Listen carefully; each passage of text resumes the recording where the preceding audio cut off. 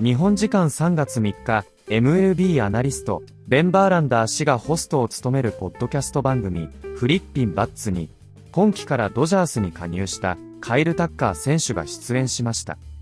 番組内で、タッカー選手は、ドジャースを選んだ理由、常勝軍団と呼ばれるドジャースについて、そして、同僚となった大谷翔平選手の第一印象を語りました。大谷選手について聞かれたタッカー選手は、もう彼と対戦しなくていいし、そこはラッキーだったよ。と語り、続けて、彼の打球の強さと質は別格だよ。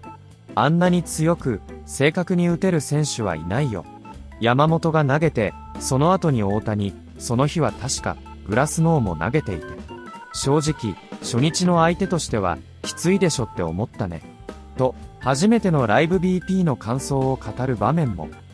ここからは、その様子を字幕付きでご紹介します。It was your first off season as a free agent. Off season prior, you're traded. You're traded to the Cubs. Now, your first free agency experience. So, before talking like the decision and where you ended up, just as a whole, I've heard from guys they love the free agency process, they hate it, it's stressful. Where were you at in your first free agency? I mean, luckily I've been around some guys that have, been free agents before in the past and kind of seeing kind of how they kind of manage their offseason stuff and kind of what I would just kind of take from it whenever I would have to go through it if I got to that point. And I tried to not worry about it a whole lot. I kind of just would hope that everything would kind of just figure itself out and kind of end up landing wherever I would. So I just try to treat it like a normal off season, like I would any other year, just to be prepared whenever the season rolls around. Yeah. And then obviously once things kind of started heating up with talks with teams and stuff, that's kind of when like a lot of like the business kind of stuff kind of happens, but it all kind of happened in like a relatively like quick window.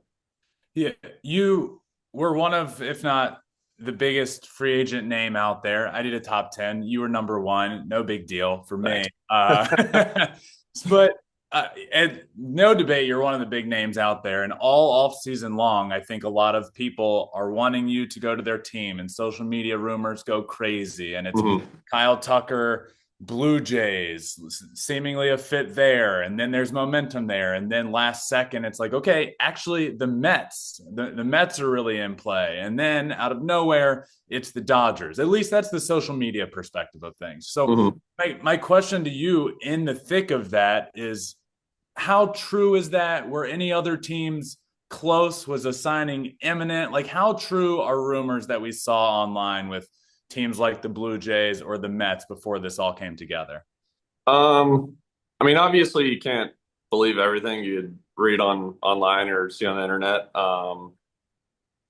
Some of the stuff was probably pretty accurate. Some of the stuff probably not. Yeah. But I mean, there's obviously some really good ball clubs and organizations around the league.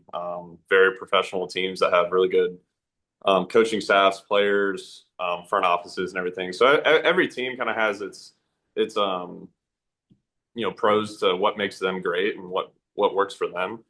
So we were just kind of going through the whole process and just trying to figure out what teams were most interested and just kind of play things out and kind of see where it landed, and obviously got to the points where there's a few teams, kind of some back and forth, and obviously ended up here out in LA with the Dodgers. So I'm couldn't be more happy to be out here in California and playing with a great fan base and obviously a great team that's had a lot of success the past couple of years.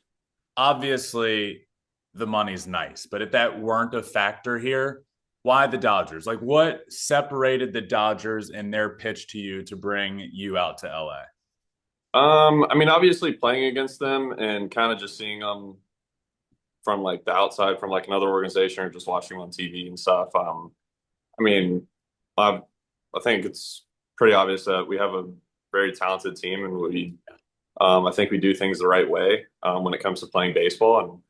And just talking with the front office and some of the coaches and stuff, I just kind of felt like they do things like very, very well over here and very detailed, and kind of just some of the stuff that I kind of want to be a part of, and other things outside of baseball, like the family aspect and things we do with our foundation, kind of aligned with what they want to do. So I just kind of thought that,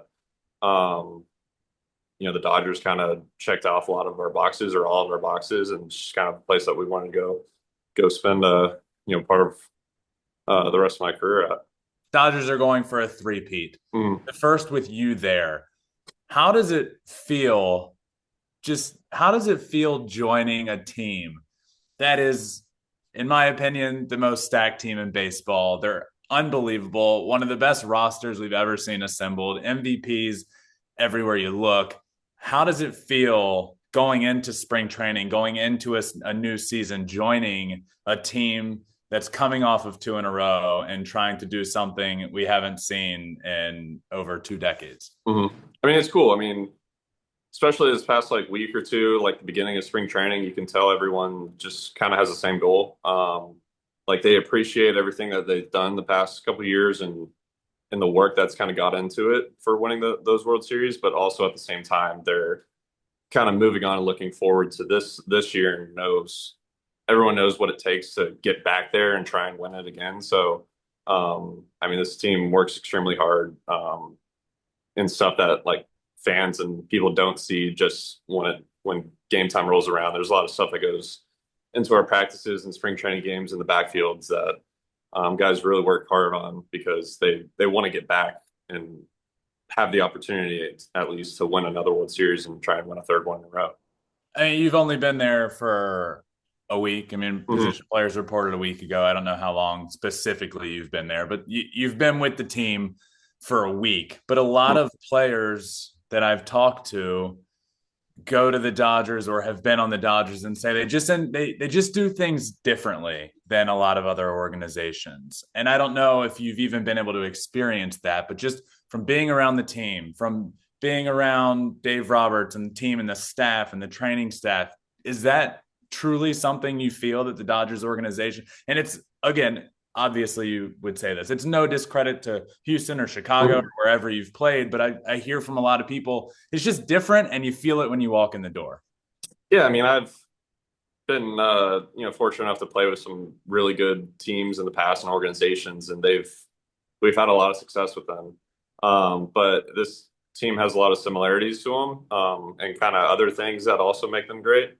So, I mean, this group of players, I mean, a lot of the guys have been in the league for a while and kind of on that veteran status to where they know what they're doing, what they need to do throughout the year to get back and play in the World Series and playoffs. And, we've had guys that have won multiple World Series before. So kind of when you combine the knowledge and the talent and the skill set and the hard work that everyone puts into it, I think it's amazing to be a part of and be able to watch.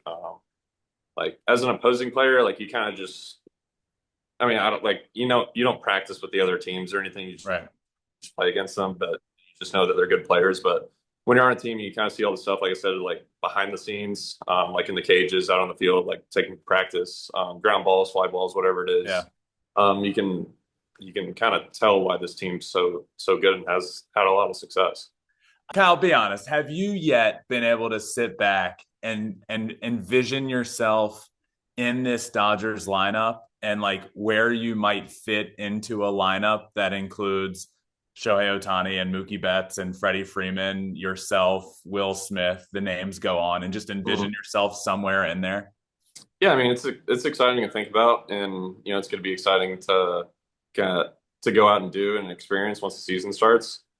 I know some of the guys are either have already left or about to leave and go play in the WBC and everything, which unfortunately I couldn't go to that because I'm gonna have my son born. So it's during the same time frame. So I was it's probably best to kind of experience that and kind of do all that. But that's gonna be a lot of fun to watch. And once we kind of get everyone back from that and then roll around to the end of spring, and we have those couple games out in LA right before the season starts, and you can kind of really see the full lineup and roster kind of aspect to it. It'll be exciting. And then once opening day rolls around and the guys get their rings and they do the banner stuff, I'm going going to be there cheering them on and supporting them. But just look enthusiastic when you're just standing there, Kyle, because people will roast you if you're not doing something energetic. I know, right? But hopefully we can, get another one, and I can actually be a part of it and get my own next year. So yeah. Your press conference at Dodger Stadium, I remember I was watching the press conference and I saw a video online. You're now teammates with, I think, who I consider and a lot consider the greatest baseball player ever. We've been friends. You've followed me for a while. I talk a good bit about Shohei Ohtani, but he was there at your press conference. And, I know I saw you guys shake hands, meet, whatever, say hi in the hallway. Any first impressions from the dude from that day, your first day once you got on site? I mean, he's been great. Yeah, he was just, I remember it's like him and Muncy, maybe like one or two other guys, but there was like some staff there, and he was just there to like work out and do some stuff for in the off season. But yeah, he just kind of came by. So I don't know if he knew I was like coming that day or not, but obviously, like you said, he's arguably the best player ever. Can do it on both sides of the ball. Obviously, rakes hitting, and on the mound throws a hunch with multiple different pitches, and it's kind of cool to watch. Not as much fun to face, but luckily I don't have to go against him anymore. So I kind of lucked out with that. But it'll be fun to like kind of see him for like a full season and like see like from an everyday standpoint. Yeah, I think Shohei Ohtani was at spring training before he left for the WBC for like 2 or 3 days while you were there. Have you yet seen him do anything that just doesn't make sense that a human can do? Well, I mean, obviously, no one really hits the ball as hard and well as he does, while at the same time throwing and performing like on the mound as well as he does. I remember it was like my first live, and I was just sitting there like tracking like first day and stuff, and it was like Yamamoto and then Ohtani, and then I think Glasnow might have thrown that day. So I was like, this is not fun for my first like live, even though I'm just like standing here just to see pitches. But it also, even last year, like not as much fun to face when you got to play him for a full series. Yeah. I mean, the rotation's absolutely ridiculous, but you're on, I mentioned it, you have a couple MVPs on the team, a few of them. You're adding yourself to that lineup. Dave Roberts the other day has called you a potential MVP candidate this year. As a player, what's your mindset heading into 2026? Or do you have any personal goals outside the ultimate goal of winning a championship, another championship for yourself, the third in a row for a Dodgers? After working out this offseason and getting ready for a new season, learning from last season, are you heading into this year with any personal goals? Do you set any for yourself?